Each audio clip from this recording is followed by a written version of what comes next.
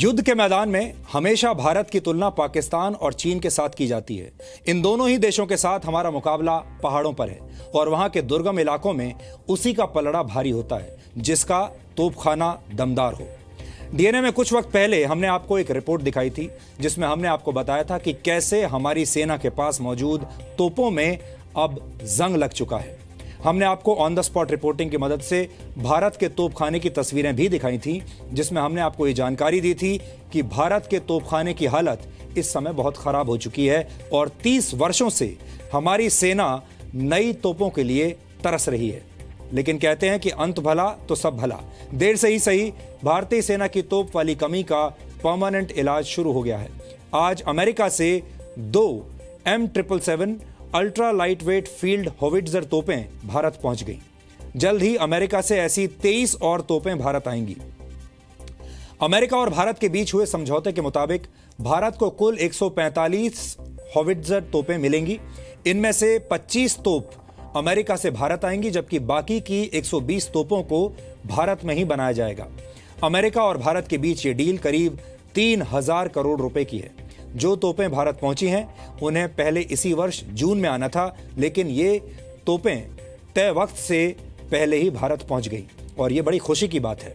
सितंबर महीने में भारत को ऐसी 3 और M777 ultra light weight field howitzer मिलेंगी। इसके बाद मार्च 2019 में भारतीय सेना को हर महीने 5 तोपें मिलने लगेंगी और आज जो तोपें भारत लाई गई हैं अब उनसे भारतीय सेना के गोलों को दागकर उनके निशाने और उनकी रेंज को जांचा जाएगा।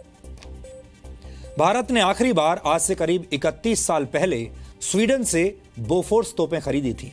इस डील में कमीशन को लेकर बहुत विवाद हुआ था और मुझे यकीन है कि आप सबको बोफोर्स तोप के नाम अब याद हो गए होंगे। विवाद के घेरे में उस वक्त गांधी परिवार और उनके करीबी भी आ गए थे। जिस वक्त बोफोर्स की डील हुई थी उस वक्त देश में कांग्रेस की सरकार थी और राजीव गांधी प्रधानमंत्री थे और शायद ये अकेली ऐसी तोप है जिसके बारे में देश का बच्चा बच्चा जानता है बोफोर्स के नाम से। तब से लेकर अब तक देश में जितनी भी सरकारें आई वो इस तरह की डील करने से हमेशा कतराती रहीं क्योंकि वो अपने भीतर का डर कभी निकाल नहीं पाई। हालांकि इस दौरान रक्षा मंत्रालय ने कई बार आर्टिलरी तोपों को खरीदने की प्रक्रिया शुरू की, लेकिन किसी न किसी वजह से डील नतीजे पर नहीं पहुंच सकी।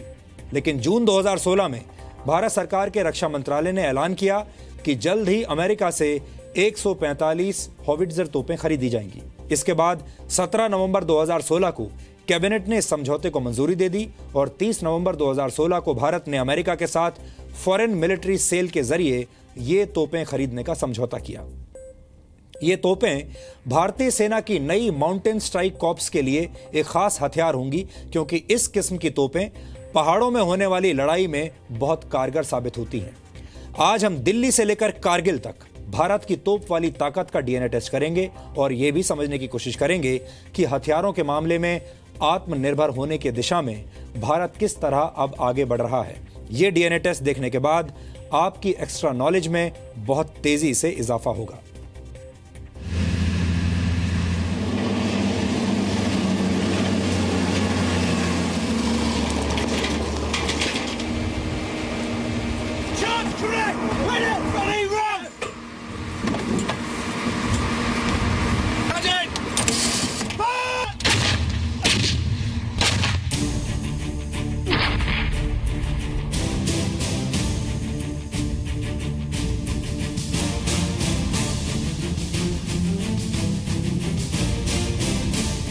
साल का इंतजार खत्म हुआ। भारतीय सेना की तोपखाने को जिसका बेसब्री से इंतजार था वो हथियार आज सुबह दिल्ली पहुंच गया।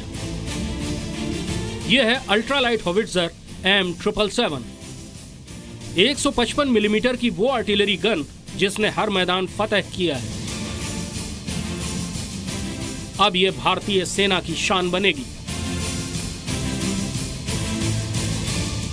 ये तोप हल्की है, यानी केवल 4 टन की, जिसे कहीं भी ले जाना आसान है। इसे हेलीकॉप्टर से लटकाकर भी ले जाया जा सकता है। इस वजह से हिमालय की ऊंची पहाड़ियों में इसको बहुत कम वक्त में और मनचाहे मोर्चे पर तैनात किया जा सकता है। 1 मिनट में 2 राउंड से लेकर 5 राउंड तक फायर कर सकती है। 24 किलोमीटर से लेकर 40 किलोमीटर तक के निशाने को पूरी तौर पर बर्बाद कर सकती है। आइए इस तोप को करीब से जानते हैं। भारतीय सेना चीन और पाकिस्तान दो मोर्चों पर एक साथ लड़ रही है और दोनों ही मोर्चों पर ज्यादातर जो लड़ाइयां हैं, ज्यादातर तनाव है वो ऊंचे पहाड़ी इलाकों में है। वहां दुश्मन से लोहा लेने के लिए हॉविट्जर्स की जरूरत पड़ती है, ऐसी तोपें जो ऊंचे एंगल पर फायर कर सके, और भारत ने पिछले 3 दशक से कोई तोप नहीं खरीदी है। ये हल्की है, यहाँ तक कि हेलीकॉप्टर से भी इनको ले जाया जा सकता है, इसलिए इनको ले जाने में, पहाड़ों पर तैनात करने में बहुत आसानी होगी। देखिए, मैं एक बात बताऊं, ये बात तो पक्की है कि जो हमारी आर्मी को जो इससे ज्यादा शक्ति मिलेगी वो तो है ही है। बस इस तोप का भारत में बनने से सबसे बड़ा फायदा ये है कि एक नया टेक्नोलॉजी भारत में आया। किस कारण टेक्नोलॉजी जब आएगी तो इसी गन के लिए नहीं, आगे की और भी जो गन और रिक्वायरमेंट्स होंगे तोपों के, वो इस टेक्नोलॉजी के बेसिस पे बनाए जाएंगे। दरअसल भारतीय तोपखाना पिछले 3 दशक से किसी नई तोप के लिए तरस रहा था। 80 के दशक में आई 400 बोफोर्स तोपों के सौदे में दलाली के आरोपों का धुआं भारतीय राजनीति पर लंबे अरसे तक छाया रहा। इस वजह से बाद की सरकारों ने नई आर्टिलरी गन का कोई सौदा करने की इच्छा शक्ति नहीं दिखाई। भारतीय तोपखाने में बड़ी तादाद 105 मिलीमीटर की फील्ड गन और 122 मिलीमीटर की लाइट गन्स की है, जिनके रिटायर होने का समय आ चुका है। 30 साल पहले खरीदी गई बोफोर्स तोपों में लगभग आधी रिटायर होने की कगार में है। ये कमी तब और ज्यादा अखरती है जब भारतीय सेना को पहाड़ों में चीन और पाकिस्तान यानी 2 मोर्चों पर चुनौती से जूझना हो। ऐसे में इस तोप का आना एक सुखद शुरुआत है। 155 mm लाइट हाउट्जर्स जो अभी भी हैं दुनिया में चल रही हैं, उनमें से ये सबसे बढ़िया क्वालिटी है। और इसमें फायर पावर जो है, हर नेटो एमिनेशन जो है, स्टैंडर्ड एमिनेशन, उसकी फायर पावर जो जैसी होनी चाहिए, इसकी भी फायर पावर वैसे है। हर तरह के एमिनेशन, जैसे कि हाई एक्सप्लोसिव, जैसे कि स्मोक इल्यूमिनेशन, जो जरूरत पड़ते हैं बैटलफील्ड में, वो सारी एमिनेशन इससे फायर की जाएगी। अल्ट्रा लाइट हॉविट्जर गन की खूबियां इसे पहाड़ों में होने वाली लड़ाई के लिए बेहद कारगर हथियार बनाती हैं। ये 70 डिग्री के एंगल तक गोला दाग सकती है, इसलिए पहाड़ों के ऊपर छिपे दुश्मन को तबाह करना आसान है। अभी भारतीय तोपखाने में केवल बोफोर्स ही पहाड़ों की लड़ाई में इतनी कारगर थी।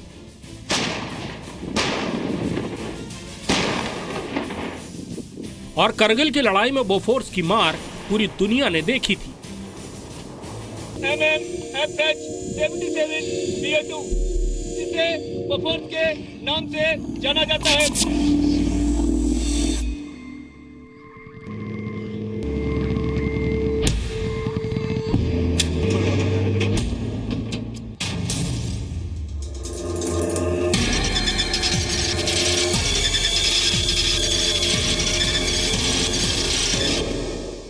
हमारे देश के जितने हमारे करोड़ों की संख्या में जो दर्शक हैं, वो शायद इतने करीब बोफोर्स से कभी नहीं ना तो आ पाएंगे, ना इतने करीब से देख पाएंगे।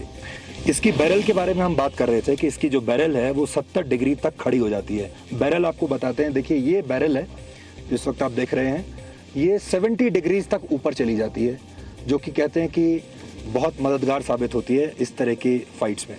इस पहाड़ के उस तरफ मान लीजिए कहीं दुश्मन बैठा हुआ है जिसको कि हम यहाँ से देख नहीं सकते, उस पर ये एक इनडायरेक्ट हमला कर सकती है। इसमें जो है वेपन्स लोड होंगे, एमिनेशन लोड होगा, और उसके बाद वो ये इस लोडिंग ट्रे में आएंगे जी। लोडिंग ट्रे से इसको जो है लोडिंग टर्फ है, यहाँ से आकर ये लोड होते हैं ऑटोमेटिकली। इससे क्या होता है कि 3 सेकेंड्स में 14 सेकेंड्स में 3 राउंड्स फायर करने की कैपेबिलिटी हमें मिलती है। देख वो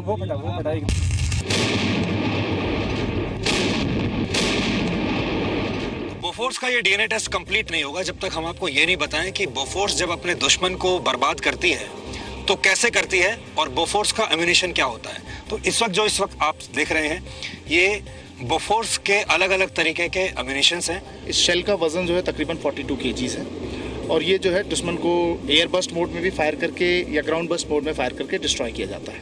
तो ये हमने आपको बताया कि एम्यूनिशंस कौन कौन से इस्तेमाल होते हैं बोफोर्स गन में, और बोफोर्स गन जो इतनी कामयाब होती है उसके पीछे कौन कौन से एम्यूनिशंस और कौन कौन से हथियार उसके पीछे उसकी इस शौर्य गाथा को पूरा करते हैं।